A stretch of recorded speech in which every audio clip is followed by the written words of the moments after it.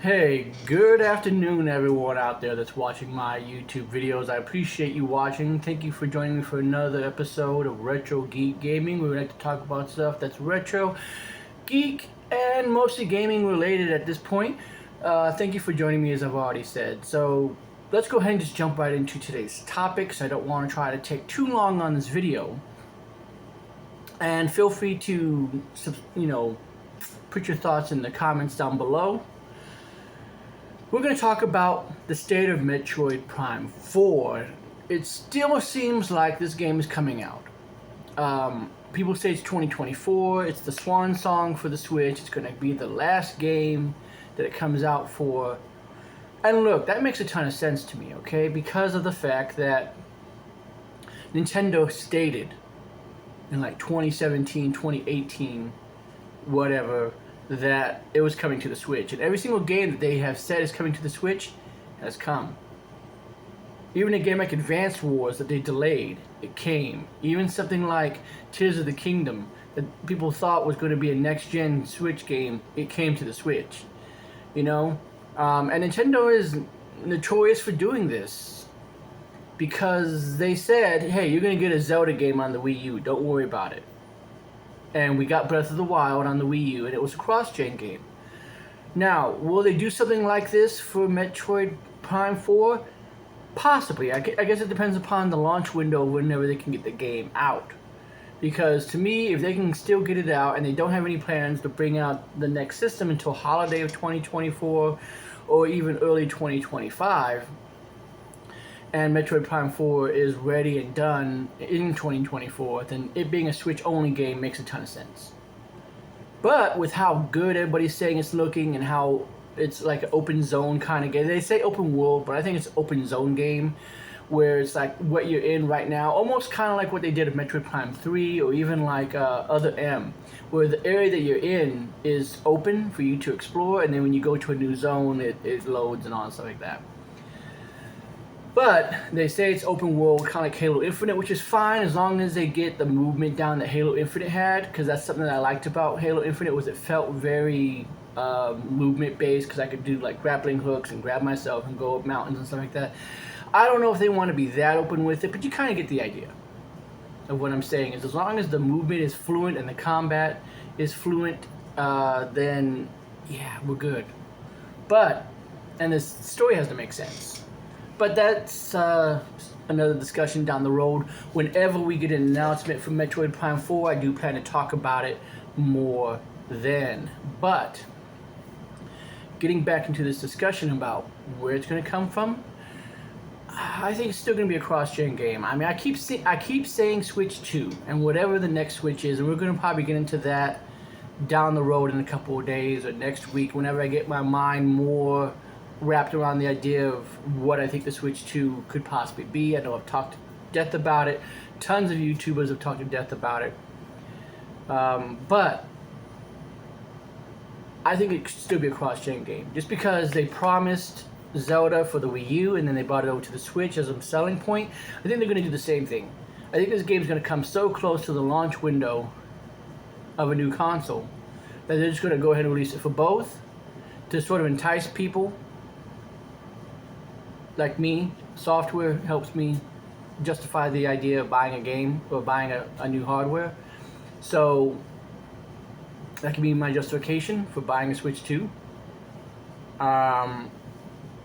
Or for those people that they don't care about the next gen system and they just want the game for the Switch, or they still want support for the Switch, then they can just make it on the Switch as well. And I think that this is stuff that's going to play into maybe what I think Nintendo is doing based upon some of the stuff that I've heard, but again, we'll go into that in another video. But it wouldn't surprise me if for a while we do cross-gen stuff. Because if you think about it, going back to what I said earlier, they announced Metroid Prime 4 way back in the day. And it was just a really quick trailer of like 30 seconds in space. A cloud comes up, it, makes forward. It said Metroid Prime 4 is now in development. And we haven't heard much from it since. We haven't had a teaser trailer. We haven't had a single screenshot of the game. As far as I'm concerned, it's still vaporware at this point until we get an official announcement and we get like actual gameplay footage of it. But Nintendo's done this before. They said Bayonetta 3 was coming, and then we didn't hear about it for years. And then it finally came out. But I can't help but think of, but in the time that you've announced Metroid Prime 4, you also announced Samus Returns for the 3DS. You were still giving the 3DS support. So there's absolutely nothing to say that Nintendo can't come out with the new hardware and still support the old one. You know? Absolutely nothing wrong with that. And we even have seen it up until recently with a lot of these games for PS4, PS5, Xbox One, Xbox Series, where it's just they come to both. So I don't think there's anything that says that that's outside of the realm of possibility. But for me, we'll have to wait and see. 2024 is still kind of a surprise year as far as what is on the docket for Nintendo. Because I thought for sure 2023 was going to be the end. Just because we didn't have any games announced, but now I know that Nintendo is kind of keeping their cards very close to them, you know, and we recently just now started to see games that were announced in 2024, so who knows, maybe the next Nintendo Direct will have Metroid Prime 4 announced for summer, you know, or maybe in the January-February Direct they're going to show us Metroid Prime 4 for the fall or the winter. They seem to like to go 6 months out, so who knows, there's still time for this to come out. But what do you guys think about Metroid Prime 4? Do you think it's the game that's going to be a cross-gen? I'm still kind of on the volition of that. I changed my mind only because people are insistent that it's going to be a Switch game, and it makes sense because, like I said, they said we're going to get a Zelda game for the Wii U, and even though they could have just simply made Breath of the Wild a Switch-only game and said, screw the Wii U, this thing didn't sell, they still brought it to the Wii U. So they said 5-6 years ago that this game was coming, and that's still in development. So I have to believe that's still in development for the Switch, and just the Switch. But we also thought the same thing about Breath of the Wild until they announced the Switch, and then we saw that there was actually 2 versions. So who knows? This could change in 6 months. That's the interesting part about the video game industry, is that so much stuff can change, stuff can get delayed, consoles can be announced, new hardware can come out, and they can go, oh yeah, we're actually going to wait for that. That's actually a great idea that we have. So who knows? That's why I want to kind of get your opinions about it. What do you guys think is going to happen as far as Metroid Prime 4 goes? But at the end of the day, I'm still looking forward to it. Still gonna play it. I've played every single Metroid game, and I've enjoyed every Metroid game. So, outside of the remakes, of course, I didn't touch Samus Returns because I have Samus 2, or Metroid 2, Return of Samus. But still, I've enjoyed them all. So I'm still going to enjoy it. But ultimately, my main concern for the whole game, and this is going to sound silly probably, is just the lack of news on it.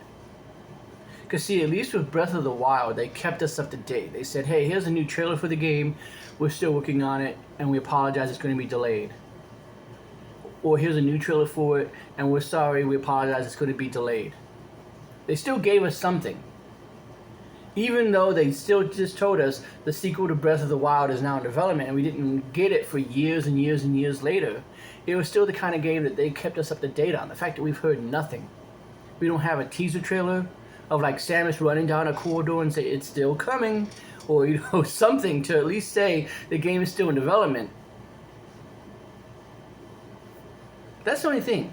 Now again, I know Nintendo likes to hold their cards close. I remember a certain game about a fox that's in space. They really didn't announce that game for quite a while. But even then, you could kind of tell that that's what he was working on, because Miyamoto turned around and said he's got a game in development. and then you can kind of see a blurred out Star Fox. You know, like you can kind of guess. So even if Retro Studio just comes out and just says, "Hey, look, we're still working on this game. Don't worry about it," but just to give you, just to, you know, make it palpable for you, just to get your mouth watered a little bit. Here's some concept art. Here's some stuff that we, you know, here's some screenshots from the game that we've already worked on. It's still in development. We're still working on some stuff for it. We can't wait to show it to you. But here's a screenshot. To just give us an idea of like how Samus looks, and she can be like in the normal position that she's always in. Something. That's all that I'm saying. But at the end of the day, I'm still looking forward to Metroid Prime 2, regardless of whether it's a Switch 1 or a Switch 2 game. I'm interested to see where the story's going to go after Metroid Prime 3 ended and the way that it ended. I kind of have an idea. We can go into that in a future video. I don't want to make this one too much longer, but I did want to at least throw my concerns out there as far as Metroid Prime 4 goes. And the state of it. And what is it? Is it a Switch game? Is it a next-gen Nintendo console? What are they doing with it? And I would love to at least know. You know? At least know. Even if you just give us a, you know, a 5-minute demo of like a combat. Because again, even with the Wii U, the game that we saw, the tech demo of Link versus Goma in that temple, is not the final game that we got in Breath of the Wild. But you at least got the idea of this is what the Wii U is capable of doing if we want to do it with Zelda. Outside of Metroid Dread and the Metroid Prime Remastered, we don't really have an idea of the direction that this game could go. Now, I think it's going to still be in the vein of Metroid Prime Remastered, because people say that game looks really good for the Switch. And I have to just believe them based upon what I've seen of it. So I would have to believe that a game that is built from the ground up specifically for a Switch would look way better than a game that was designed for the GameCube that was just retextured for the Switch. But I'm still looking forward to it. I want to do some blasting with the Joy-Cons. But still, something at least to not make me think that this game is just vaporware or that we're not going to hear from it. But who knows, this time, in a couple of months, my mind might be completely changed. To be like, yeah, that was an awesome presentation. We got to see this, and now I'm stoked for it. But at the end of the day, we'll have to wait and see. And I'm sorry to keep you for as long as I have. My mind kind of went everywhere, so I had to throw a bunch of ideas out there at once. Hopefully my next video will be a lot more concentrated and to the point. But I do appreciate you watching, if you did watch this whole length of time. I hope you guys have yourself a fantastic rest of your day, and I'll talk to you in the next video.